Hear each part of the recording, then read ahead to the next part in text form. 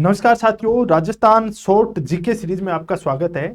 अपन ये एक छोटे छोटे वीडियो लेके आ रहे हैं राजस्थान जीके के 8-10 मिनट के, जिसके अंदर छोटे छोटे और महत्वपूर्ण टॉपिक हैं, उनको कंप्लीट करते हैं। आज का अपना इंपॉर्टेंट टॉपिक है बनास नदी अपवाह तंत्र।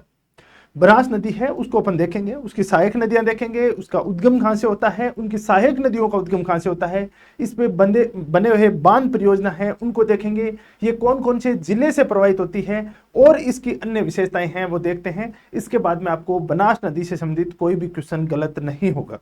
तो आइए अपन देखते हैं बनास नदी के बारे में। सबसे पहले अपन देखते हैं बनास नदी है उसका उद्गम कहां से होता है। देखो, नदी तंत्र पढ़ते हैं तो मैं आपको 5 चीजें बता रखी हैं कि उसका उद्गम कहां होता है, उसका संगम कहां होता है, कौन कौन से जिले से प्रवाहित होती हैं, कौन सी बांध परियोजना, कौन सा जल प्रपात अवस्थित है, कौन सा शहर स्थित है, कोई सभ्यता उनके तट पर अवस्थित है, अथवा अन्य कोई महत्वपूर्ण तथ्य यदि वो किसी अभ्यारण्य से होकर गुजरती है या कोई किसी प्रकार के स्थलाकृति का निर्माण करती है, तो वो उसकी विशेषताएं अपन देखते हैं। सबसे पहले बनास नदी देखें तो बनास नदी का उद्गम होता है खमनोर की पहाड़ियां। खमनोर की पहाड़ियां कहां पे है? राजसमंद में।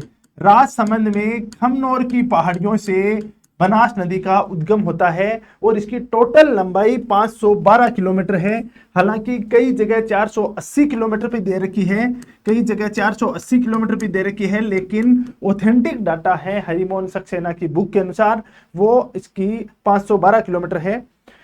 इसकी आंतरिक जो ये अपने केवल राजस्थान के अंदर प्रवाहित होने वाली नदियों में देखें तो ये सबसे लंबी नदी है, केवल राजस्थान में प्रवाहित होने वाली। और ये चंबल नदी की सबसे लंबी सहायक नदी है, 512 किलोमीटर इसकी टोटल लंबाई है। बनास नदी है वो राजस्थान के सबसे अधिक जिलों से होकर प्रवाहित होती है, जिसके अंदर 8 जिले माने जाते हैं। 8 जिलों से होकर ये प्रवाहित होती है। सबसे पहले राजसमंद से उद्गम होता है, थोड़ी सी ये उदयपुर के अंदर जाती है, उदयपुर के बाद चित्तौड़गढ़ जाती है, चित्तौड़गढ़ के बाद ये भीलवाड़ा, भीलवाड़ा के बाद शाहपुरा, शाहपुरा के बाद ये केकड़ी जाती है, शाहपुरा के बाद में केकड़ी, केकड़ी के बाद टोंक, टोंक के बाद सवाईमाधोपुर। टोटल 8 जिले इसके अंदर शामिल होते हैं और इसके तट पर गिलूंड सभ्यता अवस्थित है। जो बनास नदी है उसके तट पर गिलूंड सभ्यता है वो अवस्थित है। बनास नदी के ऊपर 4 बांध बने हुए हैं। ये चारों बांध अपन को ध्यान रखना है। सबसे इंपॉर्टेंट बांध है वो है बिसलपुर बांध। सबसे इंपॉर्टेंट बांध कौन सा है? बिसलपुर बांध बना है। राजस्थान की सबसे बड़ी पेयजल परियोजना इसके ऊपर बनाई गई है और बिसलपुर बांध को जयपुर की लाइफलाइन के रूप में भी जाना जाता है। एडीबी के सहयोग से इसका निर्माण किया गया है। एडीबी का मतलब है एशियाई डेवलपमेंट बैंक।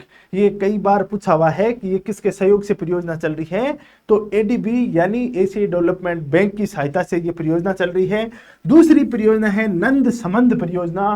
राजसमंद की लाइफलाइन माना जाता है। राजसमंद को पेयजल है वो नंद समंद परियोजना से ही प्रोवाइड करवाया जाता है।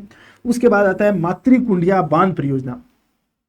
मातृकुंडिया बांध परियोजना है, यह चित्तौड़गढ़ के अंदर है और चित्तौड़गढ़ के अंदर मातृ परियोजना चित्तौड़गढ़ में है। चित्तौड़गढ़ में इसे मेवाड़ का हरिद्वार भी कहा जाता है, इसे मेवाड़ का हरिद्वार कहा जाता है। उसके बाद आता है इसरदा बांध। इसरदा बांध है वो टोंक और सवाईमाधोपुर के अंदर एक निर्माणाधीन बांध परियोजना है। अभी ये कंप्लीट रूप से अभी इसका निर्माण नहीं किया गया है। अब मैं बात करूं कि जो अपनी बनास नदी है उसकी अन्य सहायक नदियों की बात करूं तो इसके दाएं तट से मिलने वाले और बाएं तट से मिलने वाली 2 सहायक नदियां हैं। 2 टाइप की सहायक नदियां होती हैं।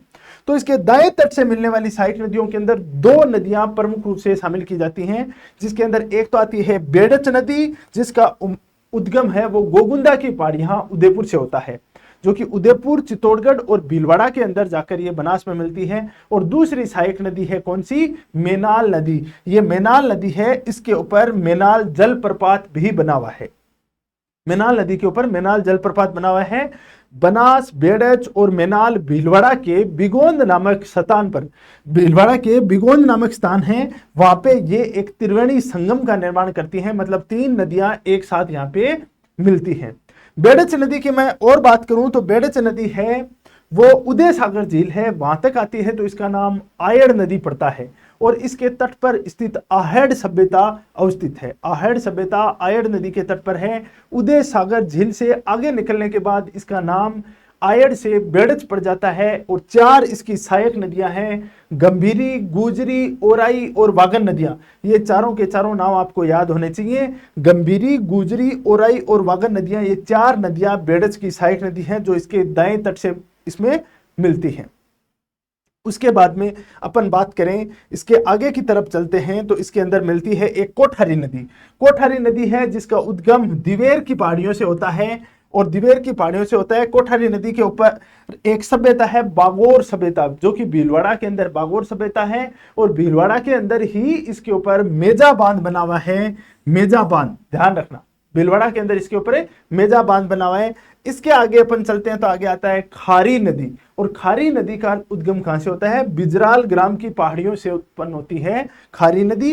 राजस्थान के अंदर वैसे 3 खारी नदी हैं। एक आंतरिक अफवाह तंत्र का पार्ट है जो कि अपने सामर झील में गिरती है। एक खारी नदी जो कि शेर गांव की पहाड़ियों से उद्गम होता है, वो लुणी नदी के अंदर जाकर मिलती है। और खमनौर की पहाड़ियों से, राजसमंद से जिस खारी नदी का उद्गम होता है वो आगे जाकर बनास के अंदर मिलती है। और खारी की एक सहायक नदी है जिसका नाम है मानसी नदी। एक है मानसी नदी, एक है मानसी नदी। मानसी नदी है वो किसकी सहायक नदी है? खारी की सहायक नदी है। और खारी के ऊपर नारायण सागर बांध बना हुआ है। खारी के ऊपर नारायण सागर बांध बना हुआ है, इस चीज को ध्यान रखना है। उसके बाद आगे आता है डाई नदी। खारी के बाद आगे आता है डाई नदी। डाई नदी का उद्गम है वो किशनगढ़ की पहाड़ियां, किशनगढ़ हिल है, वहां से होता है।